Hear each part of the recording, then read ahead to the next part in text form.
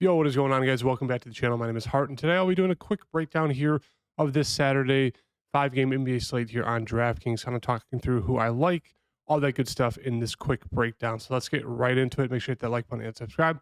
Starting off here with the first game, we have the Warriors versus the Hawks. Should be a really, really good game environment here. The highlight I do want to mention is Kuminga. I mean, this dude has been going crazy recently, as you can see. Just look at it. Minutes have been really good. The shot attempts have been really good. He's been super, super efficient, shooting at a great field goal percent. So I think he looks like a very strong player at 6.7K. I like riding the hot streak with him. Steph at 9.1 does feel a little bit too cheap here. He's starting to turn on a little bit recently as well. 46, 37, 2 and 3 games ago. Obviously 20 there against the Grizzlies, but still really like both those guys here in this spot. Draymond Green, his minutes have been taken up. Another great guy here to target in this game spot. So really like all three of those guys. The rest of the guys here are okay secondary options if you want to get to a piece of these guys. Wiggins has been a little bit better recently. Pods has seen a good amount of minutes as well. So there's a lot to like here in this great game environment. So it's going to be pretty popular to get some pieces from this game, but for good reason. I mean, a lot of these guys do feel a little bit too cheap with how they're playing, especially going against the Hawks, the team you always do want to target. They look really, really strong there. On the Hawks side here, Trae Young has been, fantastic, kind of flying under the radar. He looks really, really strong for that double-double upside. DeJounte Murray's questionable. If he's good to go, I like him as a contrarian piece. If he's out, then we can look to a guy like Bogey, who should be playing big minutes, should be pretty aggressive. He looks a little bit too cheap there if there is Murray. Now, if Murray's back, Bogey becomes an okay secondary option. I still think Jalen Johnson's always a very strong play here. The minutes are great. Another one of those guys. Kind of like Kuminga, who's just been fantastic. Kuminga starting to become fantastic. Jalen Johnson has been fantastic pretty much all season. So a lot to like here in this first game. In terms of the rest of these guys here, if Hunter does play, it'll be interesting to see how many minutes he does. It'd probably be on some sort of minutes limits. Capella is an okay play there. Don't mind him. Minutes have started to go down a little bit with him recently, even though he's been staying out of foul trouble. I do like getting into Okongwu if you want to get to like a little bit of a more risky, random centerpiece option. Otherwise, not a ton to like there besides kind of those main Hawks guys. On to the Kings here. Sabonis always does feel too cheap here. Really like Fox at this price tag. 8.2K is the cheapest we've been getting him pretty much all season. I don't think he's been this cheap. I know he's been struggling recently in terms of his shot, but still really like this price tag. It's a strong price tag against the Bulls. Same thing with Keegan Murray coming in at a very strong price tag. He's obviously very risky at his price at 6K. Very up and down boomer bust, playing alongside Sabonis and Fox, but we know he has huge upside there if he does hit his shots. Herter, I guess, is a fine play. He's been a lot better recently compared to the first 3 months of the season. So he's okay at 5.1. Barnes, Monk's coming at a great price tag here as well. So I like taking a shot on Monk. Probably my second favorite play here besides maybe Sabonis after Fox. He's just had a little bit of a cold streak here. Mints are in question, but we know the upside is there with Monk. Wouldn't be surprised if he gets it going here against the Bulls. So really like him, really like Fox. That's really it. I always mention Trey Lyles as a value piece. On the Bulls side here, the big news is Kobe White is questionable. If he misses, Io is probably going to be playing huge minutes, even though he already has. Then we could get some value here with a guy like Jalen Carter. I'm assuming he'd pick up probably that backup guard role or even possibly the start. So a lot to kind of keep an eye on here for this Bulls game. If Kobe's good to go, fantastic spot here for him. Been fantastic spot for Vooch. I think DeRozan is a strong second option. I just prefer getting to the two other guys over him. Crusoe, should be in line to play big minutes. It just, will he hit those shots? If he does, I think he's a decent play. And then obviously, Io is going to be one of the more popular players of these slates. He's been really good. Another one of those guys who's been really good recently. Seen a ton of minutes, been super efficient. 5.2K, definitely too cheap for him there.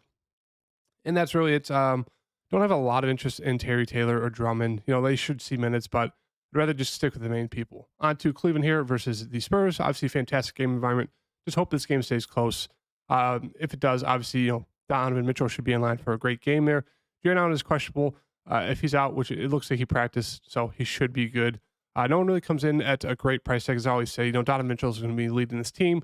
Wouldn't be surprised if one of the other main three, stars has a solid game, but you're really just taking a dart throw at them on these price tags. So they're more secondary options. No one really stands out. It's just one of those things where unless we get a very, obvious price discount for one of these main 4 stars for the Cleveland Cavaliers, they're always just going to be secondary options just to get a little bit different on the slate if you want to land on them. I mean, Levert, Strus coming in at interesting price tags, but it's one of those things they just feel a little bit risky there, especially with all the whole team healthy. So not a ton for me personally on the Cleveland side that I like. Spurs side here, obviously Victor's always in play, even though the minutes limit, just because he's been fantastic. I mean, he's been unreal, very very quiet too. I mean, he's getting a lot of hype obviously, but still, I still think he's been very quiet with how much and how well he's been playing. In terms of the rest of this team here, they're just a gross team. I mean, Sohan is probably your best second option behind Victor. I mean, Vassal's just a little bit too scoring dependent for me, even though he's been in line to play huge minutes and he's been playing well the past 4 games. It just wants to, I don't think they're going to be able to keep this game close. The Cavs are a pretty solid defending team. That's really it. I mean, Trey Jones, I don't mind him at 5.5 if you want to get to someone there, but that's really it. Just a very gross game overall. I think a lot of people will be skipping that. Maybe taking Victor, maybe taking Trey Jones, but otherwise, I don't think much people will get there. So it does lead to a good opportunity for you guys to get different if you want to go to that. Milwaukee versus Dallas should be a very fun game to watch. Excited to watch this one. Giannis 11.4K. I don't know if I'm going to do that. I mean, there should be a decent amount of value on the board today, especially if a guy like Kobe's out, especially if some of these Warriors guys are out, and they're not Warriors guys, but excuse me, Atlanta guys like DeJounte Murray's out. Could lead to some interesting value builds, but right now, Giannis just a little bit too pricey for me, but we know we're going to get from him. I'd rather land on Damian Lillard or Chris Middleton. Both have pretty strong upside here. I do think Chris Middleton's a little bit too cheap. Been a pretty solid player, so like those guys a lot. Giannis more a secondary option for me. And then Bobby Portis and Brook Lopez are always in play for GPPs. It just, once again, in that price range of those guys where they, you really need them to have a really good game. Otherwise, I just think they're a little bit too pricey for me personally to pay up for those guys when you can pay down for a cheaper value who pretty much have the same floor and ceiling. In terms of value, Jay Crowder is going to be a strong value play just because he should be in line to see 15 to 20 minutes. Obviously not going to be involved heavily offensively, but if it's a few threes, gets a couple, other peripheral stats, he could pay off his price tag. On the Dallas side here, Luka, I mean, he should be in line to have a massive game. The Bucks are still struggling defensively, but 11.7, unless you feel really strong with the value, it would just be more so a contrarian build to pay up for Luka. If Kyrie's good to go, I actually do like him at this price tag, but it looks like he should be doubtful. So we're going to get another game where Luka will be leading the way. Tim Hardaway Jr. probably will come off the bench and he'll be in line to shoot the ball a ton. So 6.4K is a decent price tag for him. In terms of the secondary options, I do like Lively if he's good to go. His minutes have been trending up a little bit recently. He's been playing well. I would just have to see if that knows, but it's coming in a strong price tag. He should see 30 minutes with how much size the Bucks have. So I think he's a really pretty strong GPP option there behind Tim Hardaway Jr. and Luka. In terms of these other guys, I do like Derrick Jones Jr. if he does play and there's no minutes limit. Otherwise, you could take a shot on Grant Williams. He'll be in line to play a lot. I mean, they should use him to guard Giannis a good amount, so he could be in line to have a huge game there. Obviously, if there's no Lively, they'll need Roshan Holmes. So he could be a very strong value as well. So that really depends, though, on Maxi Kleber. If Maxi Kleber's in, they're probably going to split up these center minutes around Holmes, Powell, Kleber. So I think Kleber would probably be the best option to take a shot on. Otherwise, no real interest there in those bigs besides if Lively's good to go. On the Lakers side here, obviously the big news is LeBron and AD. Looks like LeBron is present for shoot around. AD is questionable. So let's see what happens here. Obviously, if you want to utilize late swap, I mean, everyone's going to be going to these first 4 games. They're not going to want to deal with the possibility of AD or LeBron being ruled out. So if you do want to build around that fact, it's going to give you huge up in leverage on the field if you build around the fact that either AD's out, LeBron's out, or they're both out, or they're both in. All those different scenarios, you could have a huge leg up on the field because they're going to be coming in super low ownership because no one's going to want to deal with that headache because 99% of people are casual players and they're not going to think about that. So that's my 2 cents there.